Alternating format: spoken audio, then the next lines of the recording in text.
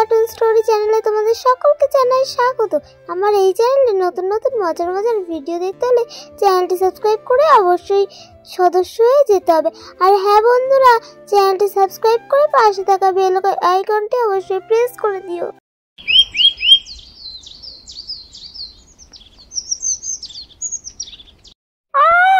এত জোরে কি শব্দ হলো?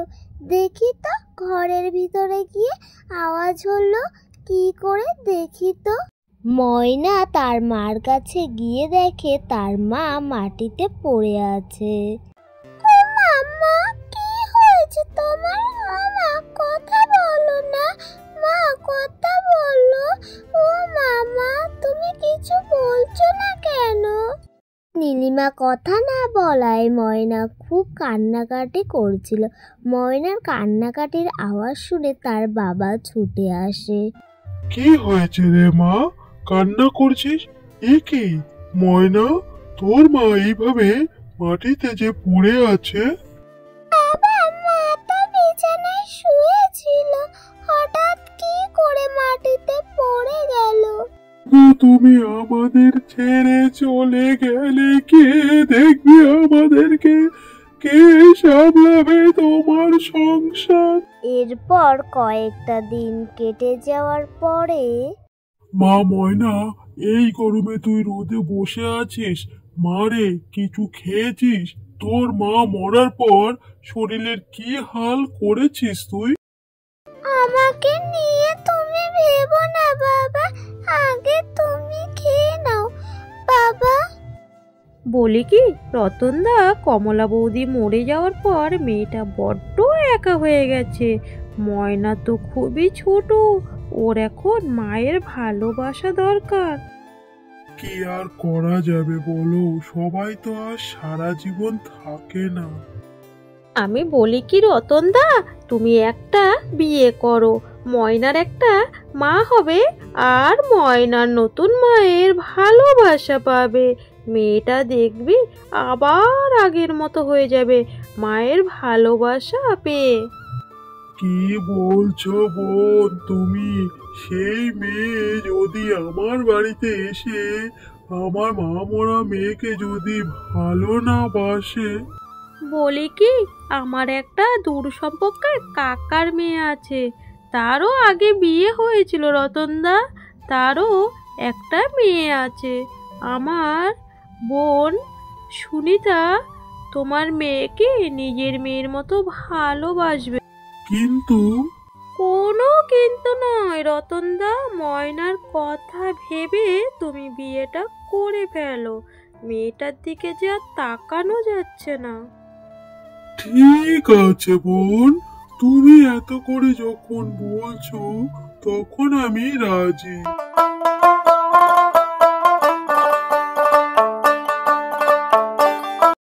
ইতিমধ্যেই ময়নার বাবা বিয়ে করে তার নতুন মাকে নিয়ে বাড়ি চলে আসলো।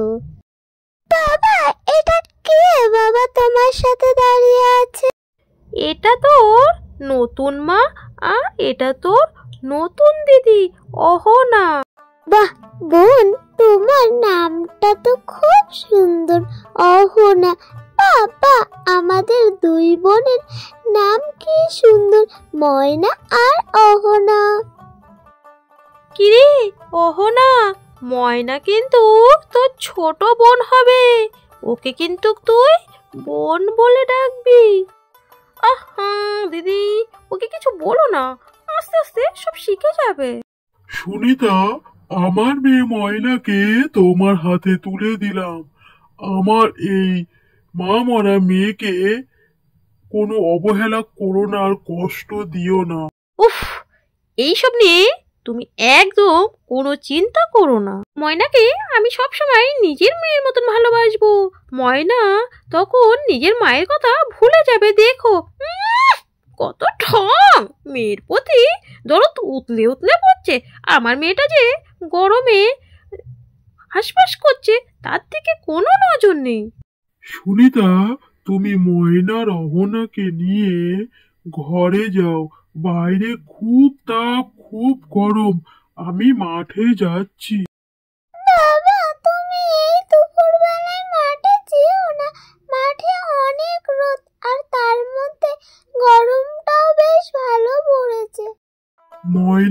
মারে, আমি যাব আর আসবো, একদম চিন্তা করিস না।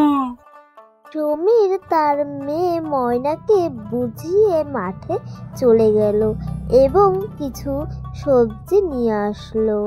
মা ময়না, একটু জল দে, আজ কি মাঠে রোদ, গলাটা বড্ড শুকিয়ে যাচ্ছে।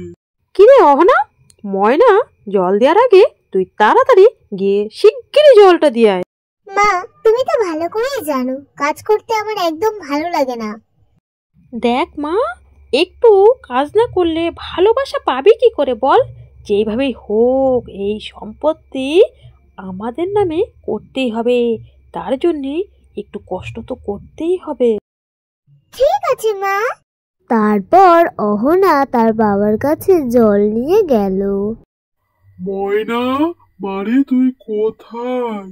তুমি মাঠে যাওয়ার পরপরই বেরিয়ে গেল, ফেরেনি এখনো। মেয়েটা আমার এত রোদে কোথায় গেল?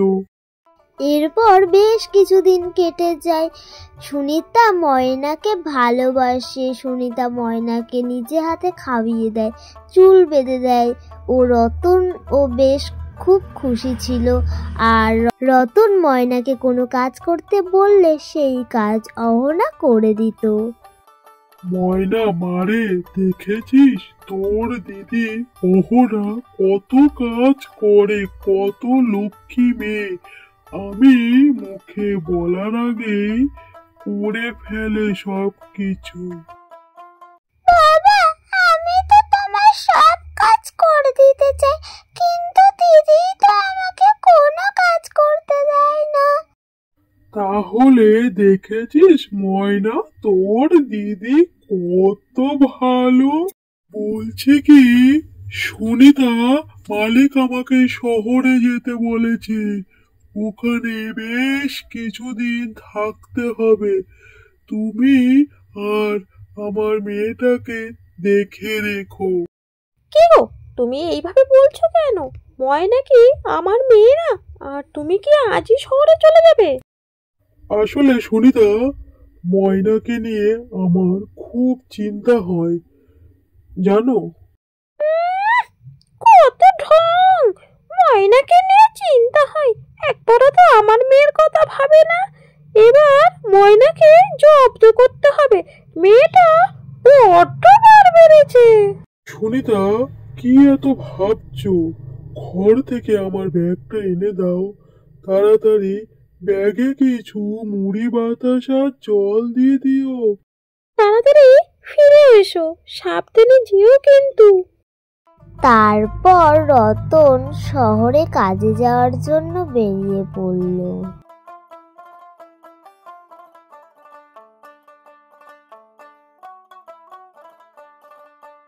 এই মুখপুরি, ওঠ, কটা বাজে? এখনো শুয়ে আছিস? দেখ কত বেলা হয়ে গেল, এখনো শুয়ে আছে। মা, তুমি আমার সাথে এমন করে কথা বলছো কেন? তুমি তো আমার সাথে এইভাবে কথা বলো না কখনো মা। আহা, কত সুখ! তোমার মাথায় করে রাখবো, আজ থেকে বাড়ির সব কাজ তুই করবি। যে খুব গরমটা পড়েছে, আমার যে খুব কষ্ট হচ্ছে, যাই একটু জল খেয়ে নি। এই মুখপুরি, বসে আছিস কেন? রান্নাটা সেরে ফেলা আগে। আমাকে ফেলো না মা, আমাকে বকো না মা, আমি তোমার সব কাজ করে দিচ্ছি মা। এই মুখপুরি, এখনো পুকুর ঘাট থেকে জল আনবি, এইগুলো কে করবে? বাসন মাজবি, ঘর ঝাড় দিবি, তোর মরা মা এসে কি কাজগুলো করে দেবে? মা, ও মামা, আমি তো রান্না করতে পারি না মা। তাহলে কাজগুলো কে করবে? আর যা পারিস তাই রান্না করবি, আমি রান্না করতে পারবো না। এইভাবেই সুনিতা তার সৎ মেয়ের ওপর অত্যাচার শুরু করলো। এই মুখপুরি, আমাকে পাখা দিয়ে বাতাস কর, আমার বড্ড গরম লাগছে। ঠিক আছে মা, আমি তোমাকে বাতাস করছি। ইতিমধ্যে ময়নার বাবা শহর থেকে বাড়ি ফিরে আসলো। ময়নার বাবাকে দেখে ময়না জড়িয়ে ধরলো। বাবা বাবা, তুমি এসে গেছো? এ কি, তুমি এত তাড়াতাড়ি চলে আসলে? বললি আরো কিছুদিন থাকবে শহরে। সুনিতা, শহরের কাজ শেষ হয়ে গেছে, তাই তাড়াতাড়ি বাড়ি ফিরে চলে আসলাম। ময়না, মা আমার, এই কয়দিনে তোর শরীরের কি হাল হয়েছে? এরপর ময়না তার বাবাকে সব সত্যি কথা বলে দিল যে তার সৎ মা তার সাথে কেমন ব্যবহার করেছে। কত বিশ্বাস করে মেয়েকে তোমার কাছে রেখে গিয়েছিলাম, আর তুমি আমার মা মরা মেয়েটার সাথে এরকম ব্যবহার করেছো। দূর হয়ে যাও আমার বাড়ি থেকে। ওগো, আমার ভুল হয়ে গেছে, আমায় ক্ষমা করে দাও, আমাকে দয়া করো, আমাকে আর আমার মেয়েটাকে বের করে দিও না গো। তোমাকে কোনো দিন মাফ করব না। তুমি আমার মেয়ের সাথে যা করেছো, এক্ষুনি আমার বাড়ি ছেড়ে চলে যাও।